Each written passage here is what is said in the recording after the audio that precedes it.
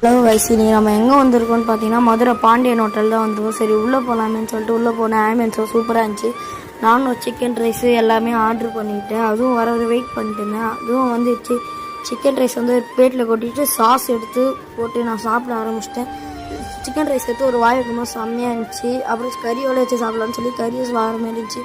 அப்புறம் barbecue chicken வந்துச்சு. அது கூட நான் வந்து மயோனைஸ் வச்சு சாப்பிட்டேன். செம்மையாக இருந்துச்சுங்க. அப்புறம் சப்பாத்தி வந்துச்சு. சப்பாத்தி கூட ஏதோ மட்டன் குழம்புன்னு கொடுத்துருந்தாங்க. சரி அதையும் ஊற்றி ட்ரை பண்ணலாமேன்ட்டு அதையும் ஊற்றி கொஞ்சம் சாப்பிட்டேன். செம்மையாக இருந்துச்சு. அப்புறம் பட்டர் நான் வந்துச்சு.